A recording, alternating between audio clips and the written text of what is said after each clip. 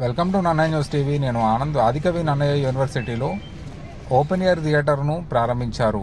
కాకినాడకు చెందిన పారిశ్రామికవేత్త తోట సుబ్రహ్మణ్యం వారి తండ్రి తోట హరిబాబు జ్ఞాపకార్థం ఓపెన్ ఎయిర్ థియేటర్ను 25 లక్షల రూపాయల వ్యయంతో ఏర్పాటు చేశారు. దీనికి సంబంధించిన ఇప్పుడు చూద్దాం. నమస్కారం. మరి ఈరోజు నా జీవితంలో చాలా ప్రత్యేకమైన రోజుగా భావించవచ్చు.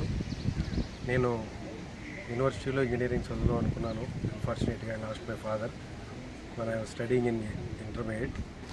Then I became a industrialist. Now నేను ఇంజనీర్ కాకపోయినా బీఎస్సీ చదివి ఎంబీఏ చదివి ఇదే ఆదికవి నన్నయ్య యూనివర్సిటీలో ఎల్ఎల్బి ఎల్ఎల్ఎం కూడా కంప్లీట్ చేశాను.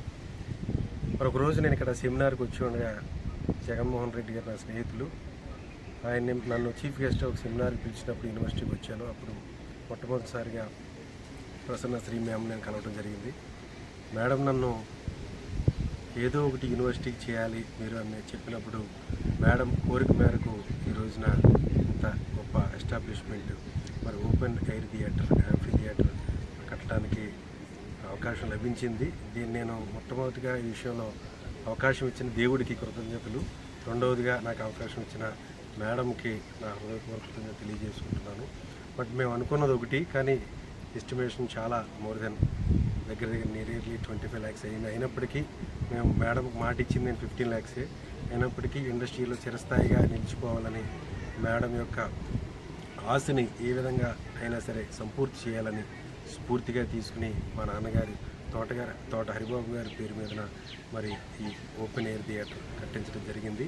ఇది భావితరాల స్టూడెంట్స్కి ఉపయోగపడాలని, అనేక మంది ఇక్కడ మీటింగ్స్ పెట్టుకోవడానికి కానీ స్టడీస్కి కానీ ఇది ఒక మంచి ప్లేస్ కావాలని, యూనివర్సిటీకి చాలా ఉపయోగపడాలని మనస్ఫూర్తి కోరుకుంటూ మరి జగన్మోహన్ రెడ్డి గారికి, అలాగే రిజిస్ట్రార్ అయిన స్వామి గారికి, అలాగే మరి వైస్ ఛాన్సలర్ అయిన ప్రియులు ప్రసన్నశ్రీ మేడం గారికి నా హృదయపూర్వక ధన్యవాదాలు, నమస్కారాలు తెలియజేసుకున్నాను. Thank you very much.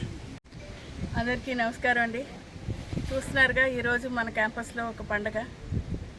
అనుకోకుండా వచ్చిన అతిథి మనకి చూడండి, మన పూర్వ విద్యార్థి ఇంత పెద్ద పెవిలియన్ ఓపెన్ ఎయిర్ థియేటర్ని మనకి గిఫ్ట్గా ఇచ్చారు వారి నాన్నగారి పేరున.